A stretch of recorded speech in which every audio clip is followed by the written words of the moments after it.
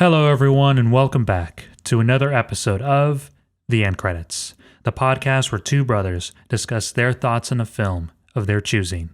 I'm Dominic. I'm Jonathan. And today we are talking about Christopher Nolan's psychological thriller, Memento. I was actually pretty excited to talk about this film because we haven't seen it in a while, and I was curious to see what it would feel like returning to it.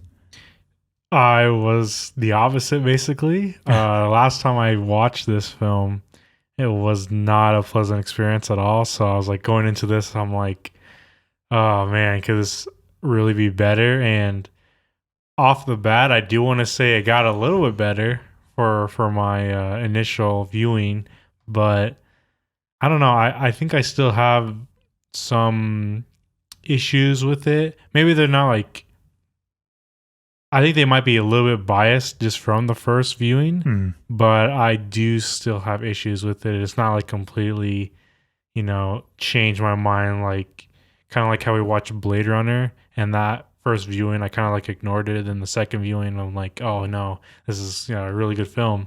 But in this one, like I got a better understanding with this new viewing, but I think overall I still have some sort of, I don't want to say hate towards it, but like some bias, and like I don't know if I would have done it this, go in this direction.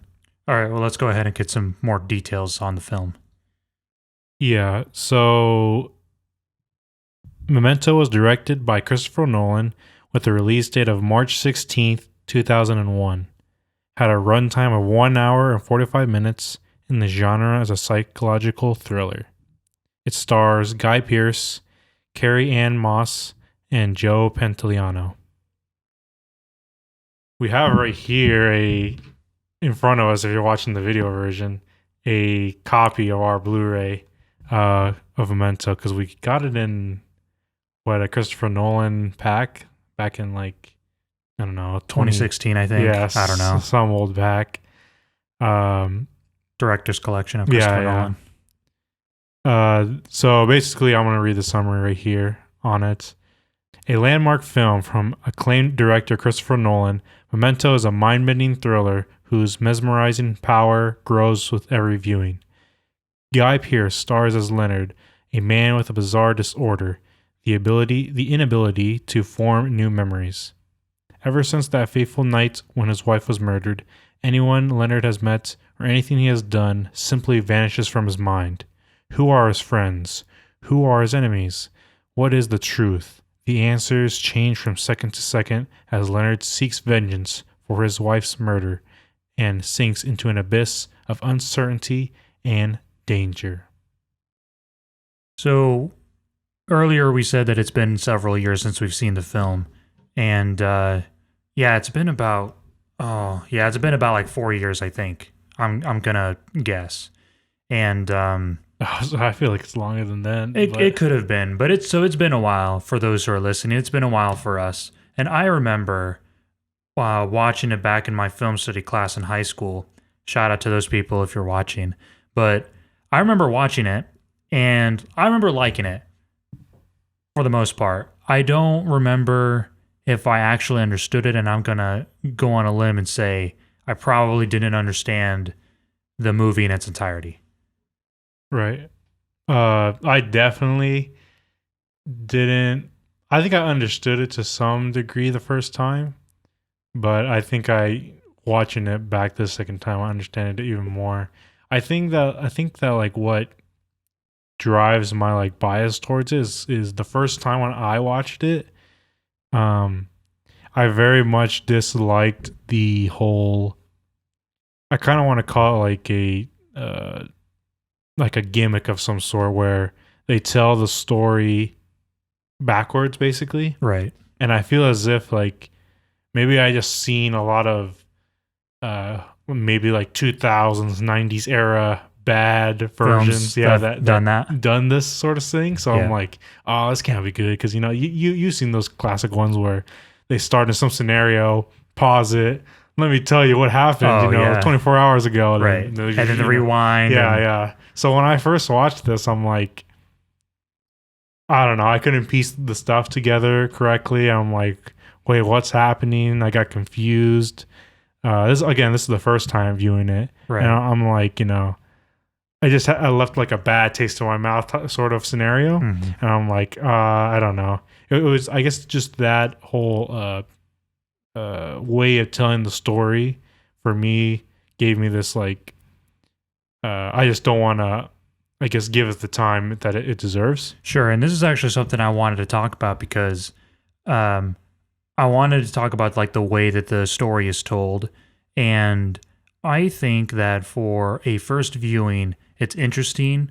It's probably different if you haven't seen something like this before. And I think it works. I think for a second time, though, a second viewing, I think it was a little much. I think it was a little much because you already know the story and you're waiting for the next thing. But I thought what was interesting is that at a certain point, and I have particular points that I wrote down that I felt like I was starting to get back into it because I think after watching it already a first time, knowing what was going to come next, felt like it took forever to catch up to that point. And I wasn't as open or as lenient of suspending my disbelief for the way the film was presented. And that is, it was going backwards. During the second time. The second time, yeah. Really interesting. Yeah. Mine's like complete reverse. This time I gave it the patience, and I'm like, okay, it flows better. Oh, interesting. Okay. When I had an open mind this time around. Oh. But I do agree though, like at a certain point in the film, it's like you felt that okay, I just get it over with in some sense, Right. give us something else. Yes. And what's funny is that I think the film actually knew when that point was and like broke the fourth or third wall, to tell the audience that this is the moment in time where you probably are getting disinterested, and we're going to tell you a little bit more now. We're going to speed it up. What was that point? At the point when he started looking at like old pieces of like was it the book, clock, hairbrush of his wife, and he just put it all over his room. It was at that point when they kind of like gave us a little bit more information on what these pieces meant to him and what meant to her. And they had this little conversation where she was reading the book and he was like, oh, why do you keep reading this book? You've read it like 1,000 times or whatnot. And then she's like, oh, but it's interesting, it's interesting for me. But then he's like, I thought reading the book, not knowing what's happening next, that's what gives it the whole thrill. And she was basically came up with some other comments or whatnot. But it's at that point where I'm like, that it's actually a reference to the story that we're watching, and they knew that it was getting boring at this point, so they were going to give more information a little bit more faster. Oh, okay. I didn't even see. Interesting. I didn't even recognize that scene could have been or probably was a direct comment to the film itself. Interesting. I didn't even think about it. It kind of just went over my head when I was watching that scene. I kind of took it more in context of just the two of them having a conversation and what seemed like maybe one of their last conversations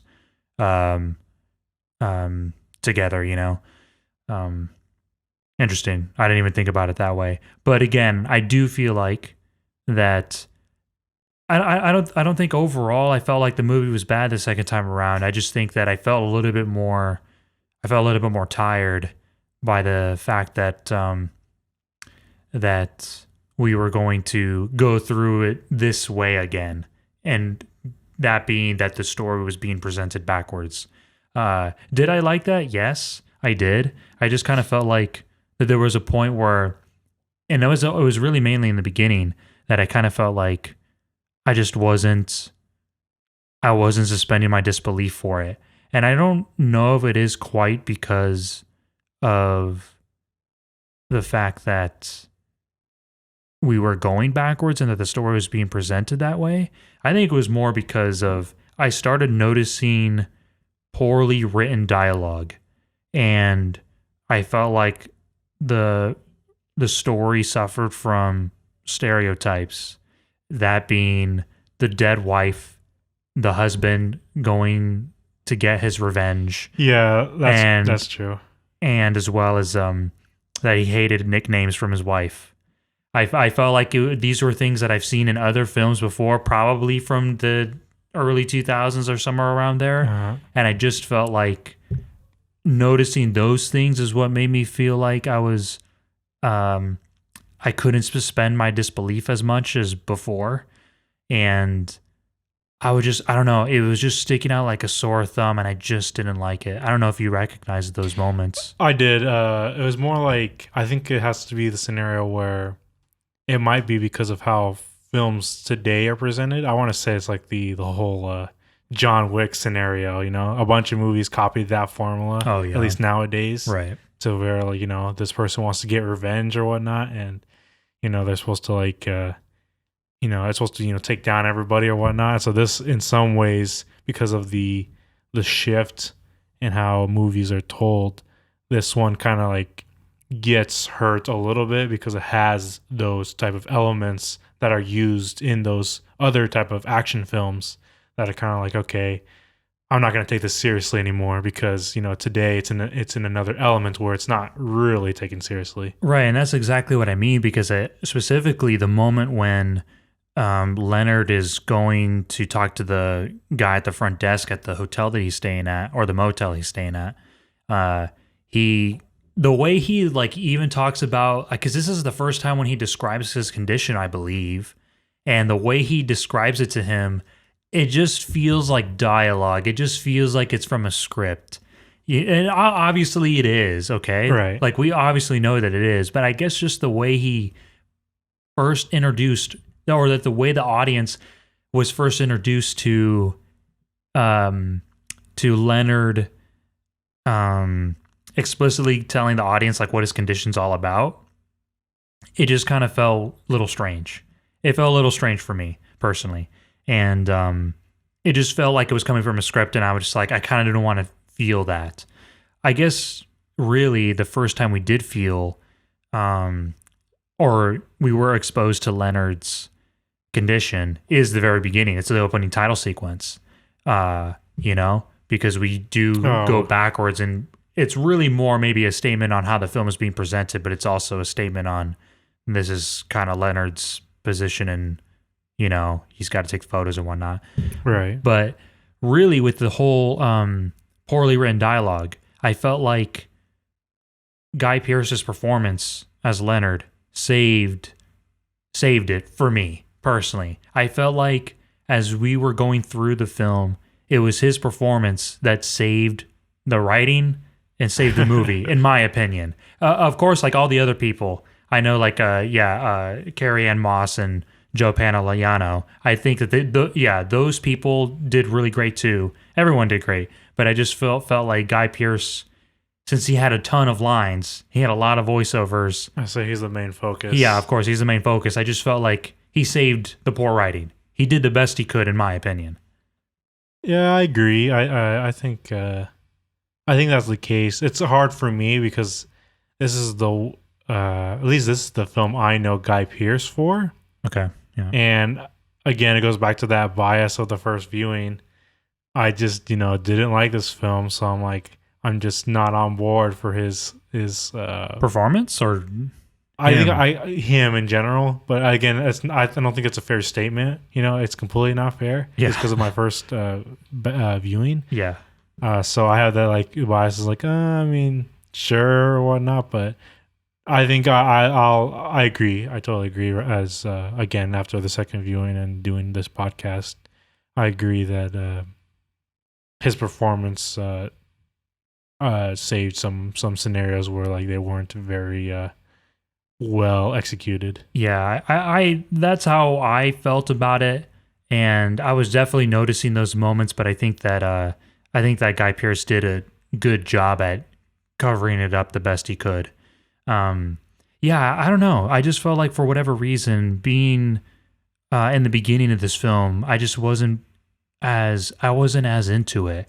It wasn't until I think the moments probably when we were introduced to Dodd, I think, when Leonard was like running away from him, and the moment when he thought that he was actually supposed to be chasing it, but no, he was being chased after. All right. I think it was around there. It was either that or maybe when the black and white scene started picking up.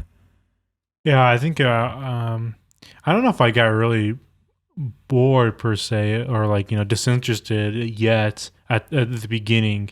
Like I just, I think I gave it a little bit more of a chance. And, as time went on until, when we got to where we got more elements of like what was actually happening. It was like, okay, I was interested, and then eventually like it slowed down, like why are these scenes here at certain moments, like when he first burned all those elements of his wife's, all those like her objects. stuff, yeah. When he first did that, I didn't understand. I was like, okay, what's happening here? Maybe some dialogue with Teddy or whatnot, I was like, why are we getting here? But each scenario eventually did, okay, tell us a little bit more, and hopefully that was enough to get you to the next spot. And I think it did, it's just, do you really like the scenario you were led to, Yeah, exactly. And I feel like if you didn't, the fact that you had to go backwards and everything, and then you were just coming back to the point where you just were, it's kind of like, I think the film could be tough for people who aren't into that kind of storytelling and don't like the way it's being presented. I think out of anything, that's probably the one thing that people would be a little bit upset about or confused about, and rightfully so. But right. I mean, like you're saying, I think that, yeah, for whatever reason, I just, like, I could have been, or I was open to it, but it was only after a certain part, I do want to say though that it makes sense for why they did this way, to like at least try to disorientate us, basically like how he is with his memories. Yeah. So it was basically to get us into how he would feel or whatnot. And right. It's very smart and a bold move, I would say, for 2000s era. Oh yeah. And yeah, I want to give it that at the very least. Like, if I don't think this would have been done today, honestly, or at least like if it didn't have like some backing of a some credible director or whatnot. Right. Like the fact that they chose this direction at that time, again, was bold, and it's something that I don't see happening very often, I should say. Yeah, I can see if why. it wasn't backed heavily by a known director. Christopher Nolan could just do it again like he did with Tenet. No, I don't know if it went backwards, but I don't know. Haven't seen Tenet. Yeah, like I actually was going to bring up the fact that, how did you like how the story was told? Yeah, for me, it was like, I think it was, yeah. How did you feel about like those black and white scenes? How did you feel? Because not only do we have the backwards, all the backwards scenes, but the only scenes within the entire film that was actually moving in chronological order were the black and white scenes. I think honestly, that's what helped it, very much, because without it, there was nothing to keep all these pieces, going like, okay, it makes some sense. And this one, again, being chronological order, it was able to keep, all those, pieces, together. It was basically the glue that kept everything right moving together strongly. And I think that was probably the best for me, honestly, that because, you got more information on what he was doing and how everything came together. So I honestly do think that that's probably the best scenes, just, again, just for keeping everything in track. It was like the organizer, I thought so too. I think when those scenes came up, I was always very intrigued by, I don't know, I was just like really intrigued by those scenes. And I think it was really mainly because, maybe it was because it was in chronological order and you can actually follow it and whatnot. But I think what led me to really enjoying those moments is that we didn't know who he was talking to on the other end of the phone. And I Right. was always thinking that within those scenes that who is Leonard talking to? Who's on the other side of the phone? And especially when we got to the Sammy Jenkins story, I always really liked hearing and listening about like that's like almost like the subplot really of a guy who when Leonard was before his condition he was told to study because that was his job.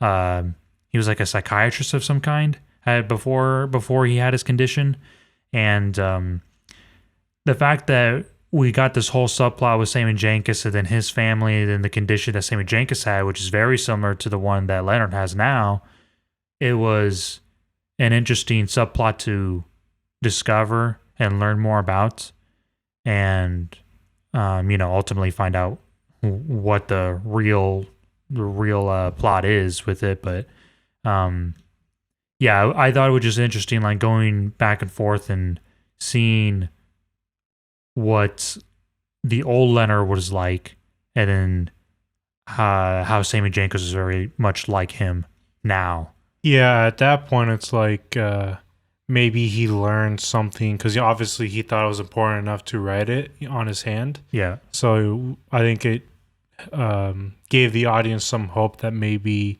Leonard could overcome something, gain his memory back of some sort, right? Mm-hmm. Because hopefully he learned something that from Sammy that he could be basically using. And he did, essentially say that he did in some ways, but when we end up, it was actually like an illusion, I guess, Yeah, and it was. I guess it was just kind of like weird seeing that because it was similar to his situation, and it felt almost convenient, the fact that like he was talking about right. how Sammy Jenkins' story was a much like his, but I thought I was more confused by the fact that like he was claiming that he could still remember everything up until a certain point, but now he can't make new memories. And I always found that was a little strange because like just the way he talked about how, because like if he can't have his like, his short-term memory, how can he have his long-term? Like how he said that he could claim to remember his wife, who he used to be. I'm not gonna go into like I don't know the science behind that. Nor do I. Yeah. But I mean, maybe there's like some validity to that. Maybe it is possible to keep your long-term memory and not your short-term.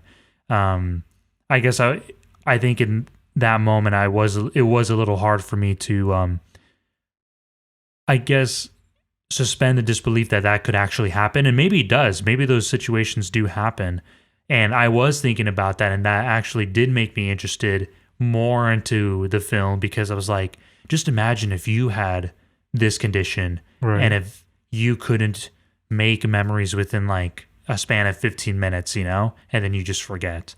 And that was another interesting factor that maybe people haven't considered before.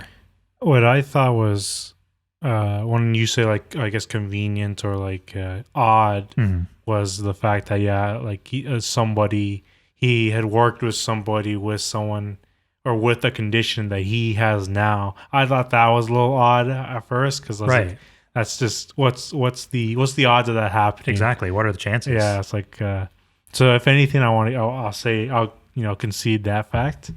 But again, I don't know the validity of any of the this what happens with the brain and what could or could not happen to it to cause this sort of scenario. Right.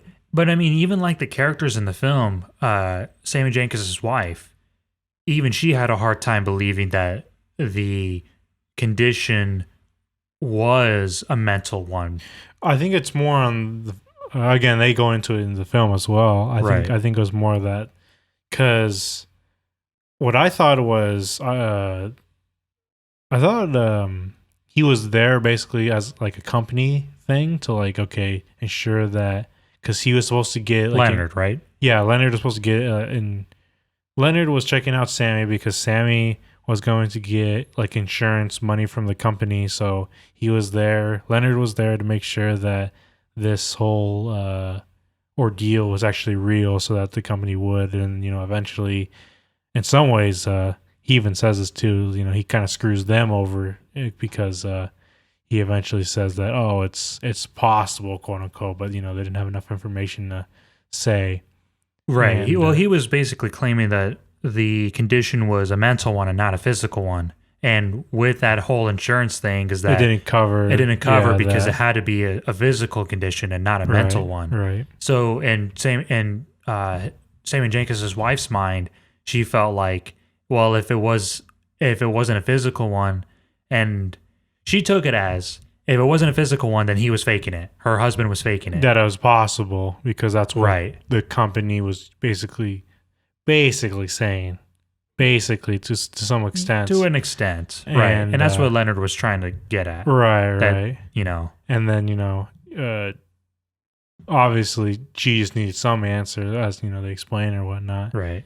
And obviously, I think he chose, well, technically, this whole ordeal, again, going with, like, the end, because it's all, like, an illusion or whatnot. Because, did he actually make those decisions or whatnot? And it gets all confusing once, we see the whole wrap up of this. The film, yeah. So it kind of gets confusing to talk about, okay, so, did he actually make this decision to help her? Because wait, no. How would he? I don't know. We can talk about that when we get there. Right. Yeah. Just interesting thing to think about.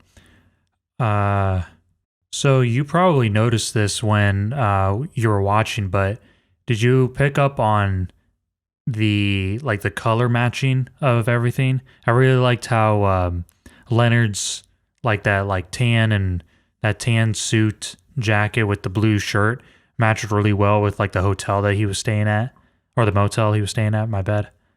I didn't pick that up at all. I feel the colors matching. There were so many scenes, specifically the motel. It was a lot in the blues, and even when he went to the bar at one point when he met Natalie for the first time, the seats and even the light fixtures, the glass was a blue that matched perfectly with his shirt. Right. Even that coaster that he had in the car, it was a blue and a tan that matched perfectly with his suit. No, I did not think about the colors at all when we were watching it at all. I don't think it even crossed my mind. Yeah, really. I feel like I picked up on that a lot more this time around, and I was like, things really match really well, in terms of color matching and everything. Even the bathroom that he had a fight with Dodd was blue, a bluish tint. It was. Even that tattoo place when he left, when he was escaping from that window, it was a blue window or something like that. It was a blue truck. It was. When they went out to that abandoned place. Right. Yeah, there was a lot of color matching throughout the film, and obviously, the work of scenic design and costume coming together, and it matched really well. It was really pleasing, and I will say that watching this film, especially this this Blu-ray copy, it was really pleasing to look at a lot of the time. Even Teddy's character was wearing a blue jacket that complemented Leonard's blue shirt the entire film, and the ironic part is that it's not even Leonard's shirt. Yeah, right. It's that's kind of funny too, because they didn't reveal that till really a little bit later on. That it's not even his clothes, and I guess I can't see that character without those clothes, right? Those are his clothes, because for the majority of the film, that's basically what he wears, Yeah, I thought the same thing. Yeah, because as you said, as we near towards the end and whatnot, it is we do find out that it is in his clothes, but you couldn't imagine the character without them, and you actually kind of get that sense of they are in his clothes when we're seeing in the black and white scenes as we progress further in the film, because he's wearing this other plaid kind of shirt with the, I don't know what those are called, kind of an open vest. I was going to say, just because of Back to the Future, I was going to say a life preserver. Oh yeah, if you get that reference. Yeah, one of those, just kind of a cut off vest jacket sort of thing, Right. sleeveless jacket, I guess, if you want to call it that, vest. And yeah, it was kind of weird, like seeing him in those clothes because you're like, wait, where is his like, his regular getup with the tan suit jacket and suit all together in the blue dress shirt. But I kind of want to talk about like just the whole basically the overall questions of this movie, like what really happened and what are your thoughts on it? so if we got to consider the entire film though, right? I'm going to consider the end because we need to have the end as well, correct? In order to really bring up these questions. Right. So towards the end of the movie, we find out that Leonard has remembered things incorrectly. The whole thing really is that he did eventually find his wife's killer. He did end up killing his wife's killer, and he was happy. But the problem was that he didn't remember it. So basically, he's going through loops and loops of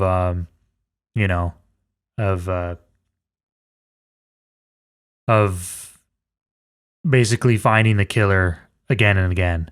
And the cop who was assigned to the original case is and was Teddy. And Teddy's basically helping him do it over and over again. And Leonard,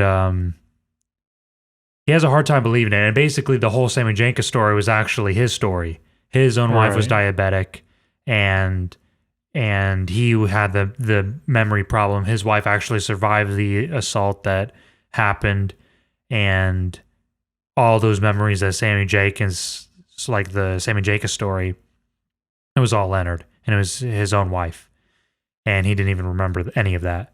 So like, there was no like wife's killer or whatever, But I'm just saying that for the sake of like making it easy.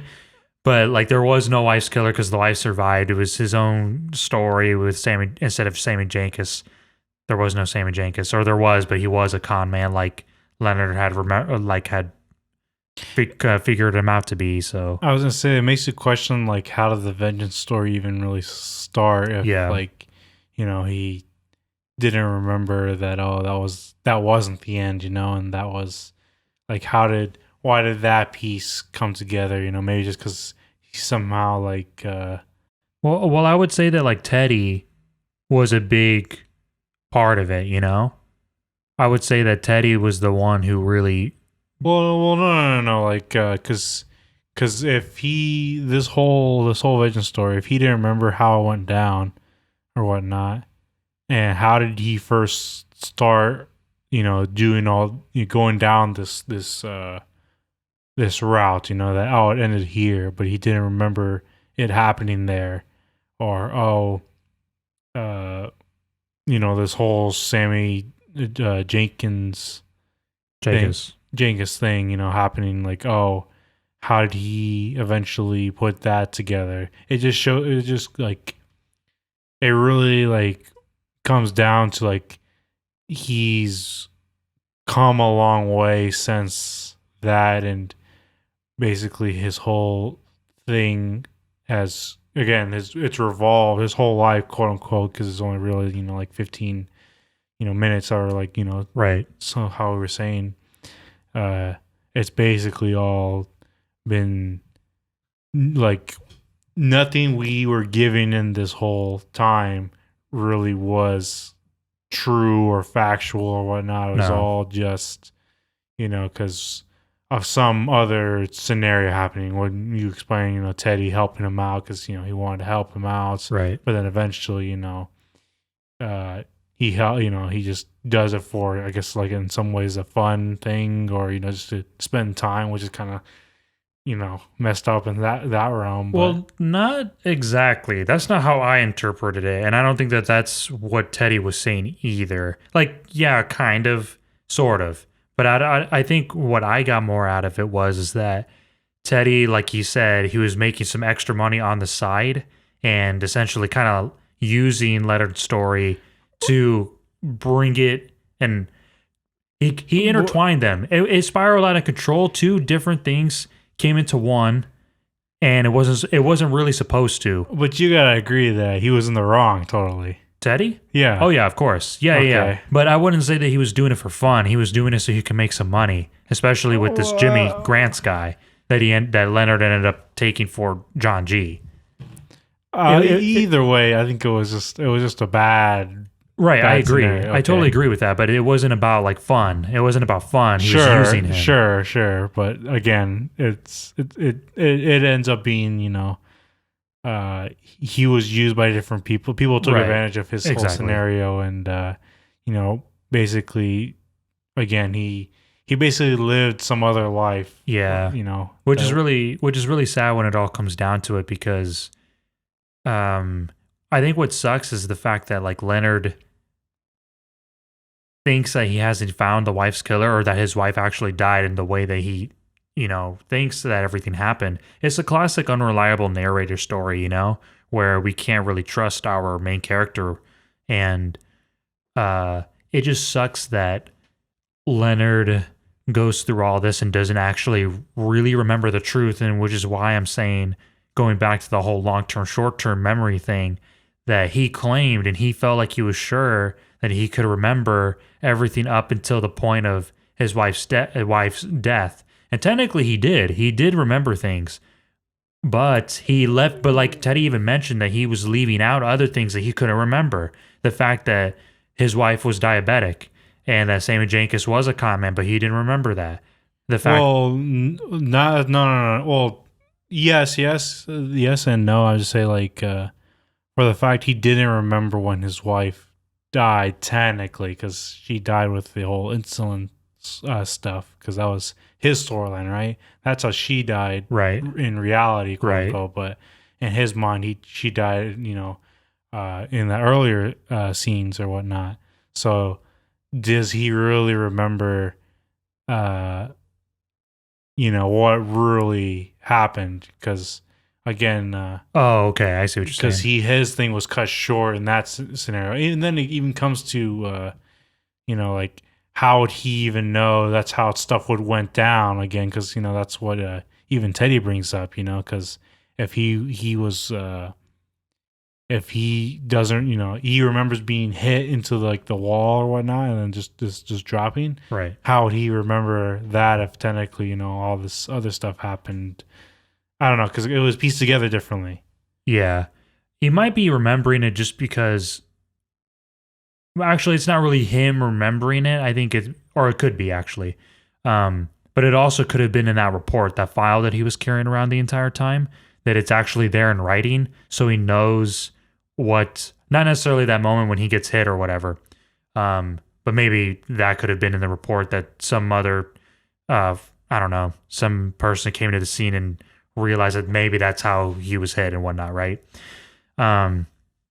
Basically, he's got that report, that file that's got a lot of the information that he technically doesn't remember, but is kind of remembering through, like, after reading it so many times. And he even mentions how the fact that, like, certain parts of the document is crossed out or it's blacked out.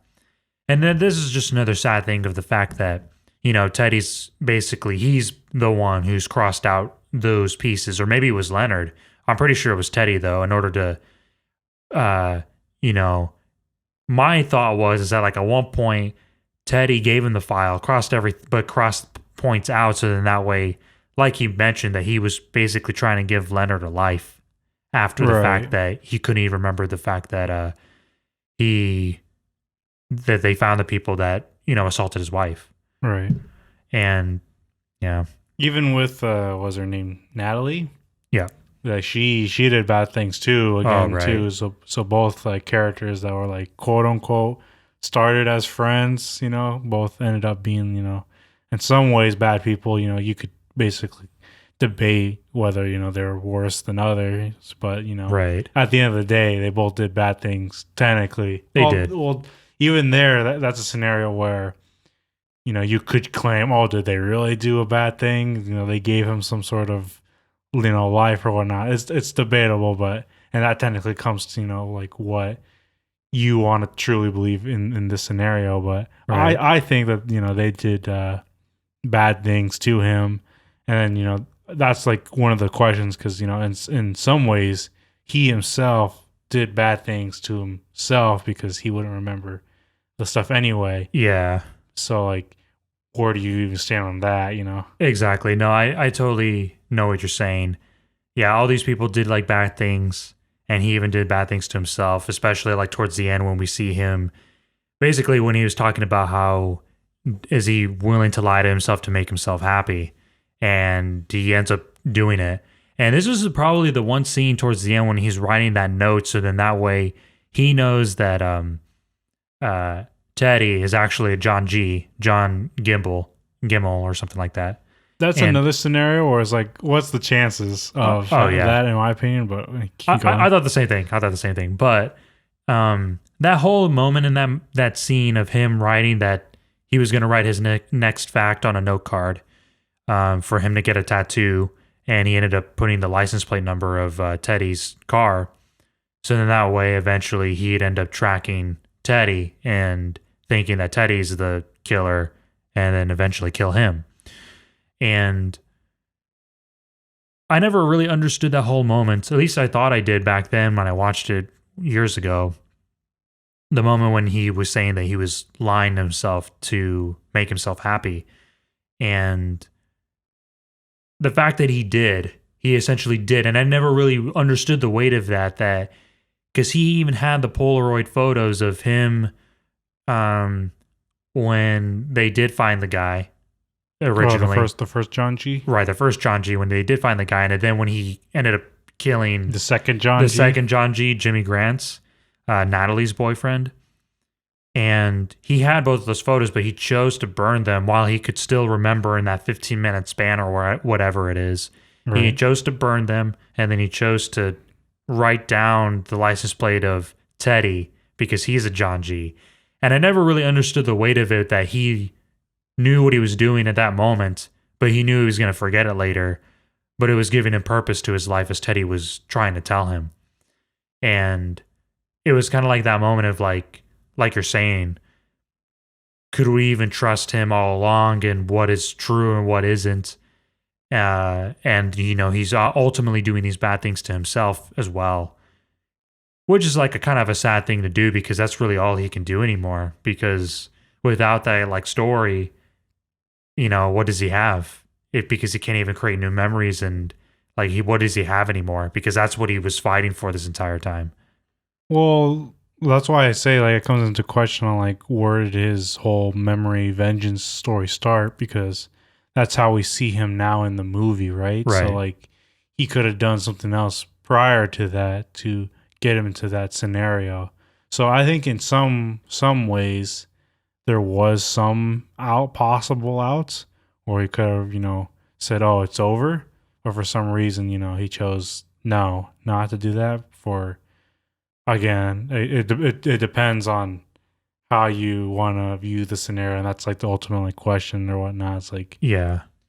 Your decisions and how you want to live your life, and do you choose to make good, bad decisions, and do they affect you if people remember or not? I guess I don't know. Right. I would probably say that the that whole timeline of the events between when he finally did find the first John G to where we see him in the movie, that like timeline is it is ambiguous.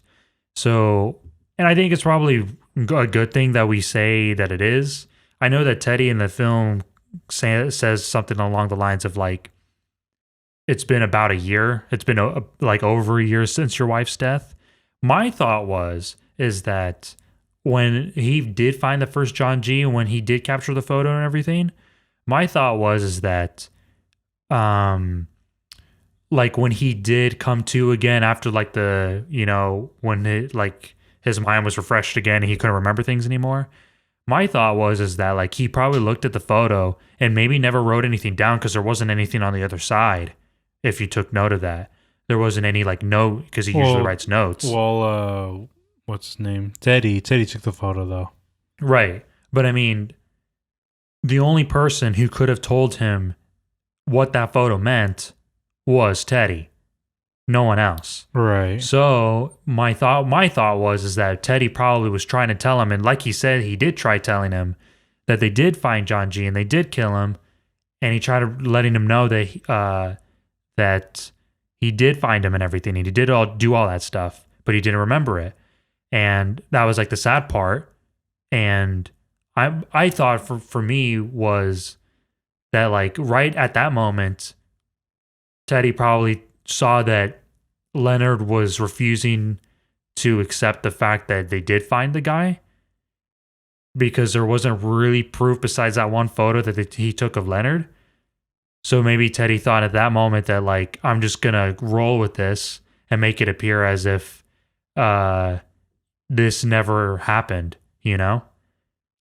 And then the vengeance storyline happened, unless because my thought was that the wife's already dead at this point, that she overdosed on the insulin, Yeah. and that she's no longer around. So in Right. order to give Leonard some kind of purpose, Teddy did it around like that point, maybe like I don't know, a week or so, Well, and he started the vengeance storyline, and it's been happening for about a year now. no. I think it was Teddy's fault that it continued because Right. Teddy was like, he thought he would remember it, and obviously Leonard didn't, Right. and Teddy chose to not tell him what actually happened. He chose not to actually. He chose not to, remind him of what happened on purpose, because otherwise, because if you say that, oh, it's only just a photo, how would he remember it? Oh, right. But all of his other previous things were photos or Sure. any writings or whatnot, so Yeah. he would have believed it. But Teddy purposely chose not to show him that photo again until like later and be all confused because he was on some other different path. So Teddy already chose another wrong decision past that because, again, it was like he was taking advantage of him for some other scenario later on. Yeah. So, yeah, it's another bad scenario that happens to Leonard. Okay, I see what you're saying now. I guess that is that's reoccurring, isn't it? Like the people in the film or the different characters within the film just taking advantage of Leonard. We obviously have Teddy. We have Natalie. We even had the guy at the front desk who rented him out another room. Yeah. So like all these people were really at some point in time taking advantage of Leonard's condition, which sucks. Yeah. I guess even like the wife in some way, if the whole like her trying to overdose herself, if we consider that, but I don't know if we really do. No, I don't really think so. I think That's fair, yeah. She wanted to believe something, but even then, like, I guess it's tough. It's like, how would he? Because obviously that story is his, right? So you come to like realize, how did he move it all the way to Sammy and stuff like that? Well, that's another scenario. Like, okay, so he does remember what happened after the fact, but for some reason it moved to something else or whatnot. I don't know why or what. Remember how It Leonard said that there was pages missing in the report? Maybe those are the ones that actually had the fact that it was Leonard and not Sammy. And Leonard only had pages of Sammy's case. Sam or Leonard would have to somehow put Sammy's or his own story onto Sammy somehow, because obviously the Sammy case happened earlier and he didn't, or he was faking in that scenario, right? And somehow he moved his own scenario to Sammy, and that's what I want to figure out, because obviously you would have to move it at some point, even if the information was missing, because it obviously wasn't. It was, he just transferred it to somebody else. And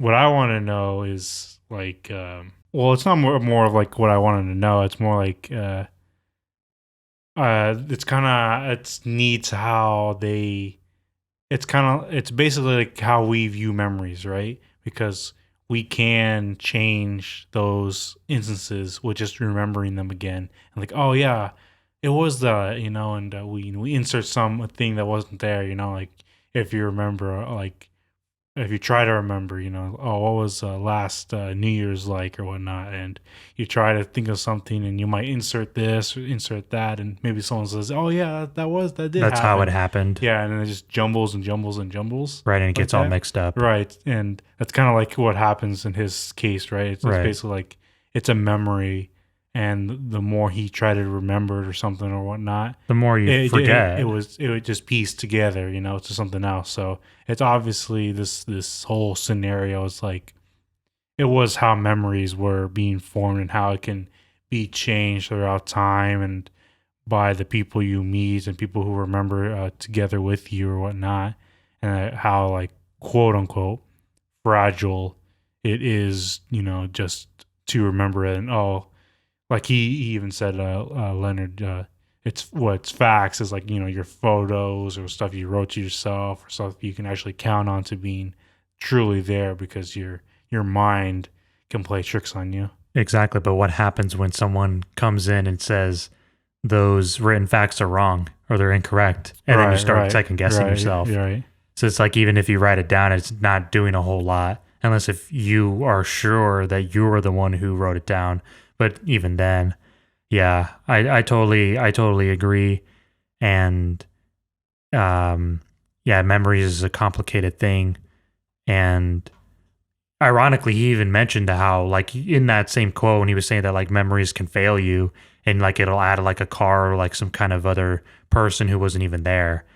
And yeah, see, he even recognized it, but still, like, and it was happening Right. to him, Right. and even thought that, even though he thought that he was writing down all of the facts. Right.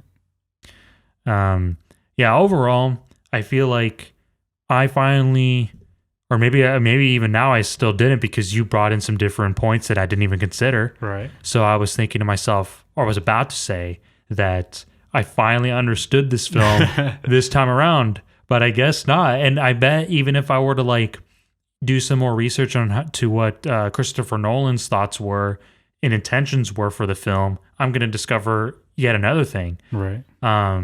So it's like I can't really say that I finally understood it. Did I understand it better this time around than I did 4 years ago or whatever it was? Of course. I definitely felt like it gathered some more thoughts and just understood the story for what it was, and overall for me I still enjoyed it. I was still open to it, but I felt like this time it was a little harder for me to get into it and suspend my disbelief. But in the end, I still enjoy this movie and I would recommend it to people. It's definitely great for a first time viewing, and you might feel a little differently for a second time. But if you've never seen this movie before and never seen anything like it, I would definitely recommend it. I would say that I appreciate it in the second viewing more than the first. My stance on it is you have to start with an open mind with it. Yes. Otherwise, you might be like, because of its kind of like harsh reality, you might be like, oh, it's, you don't really like where it goes. So, and that's where I think, especially with, it can be confusing trying to piece together a story, nothing about in, going backwards and how they piece it together. Right. Right. So, with that, and I mean, the harsh reality, you got to be open minded, a little bit like slow and patient with it. Of course. So, yeah, you have to have those two qualities when you're gonna watch it, and then you can actually like be able to really delve into like what it means and how you, as a person, just view what it's supposed to be telling you. And in that realm, I think it does have some good, questions, that people don't usually bring up or even discuss. And yeah, I think I would recommend the movie at the very least. Yeah. It's funny because it's like, after seeing it again, maybe you do need that second viewing, after you Right. do watch it a first time, because depending on, the kind of person you are, you might not like it your first time around, but maybe you do actually need that second viewing in order to get what you were saying. and understanding what it really is trying to tell you, because people will probably not be happy with the payoff the first time, you know? Either that or they're just too confused to understand what it is. Right. So, I mean, yeah, there's that.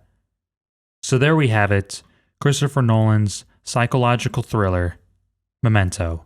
We hope you enjoyed listening and watching this episode, and we'll see you on the next one. Thank you for listening to this episode of The End Credits.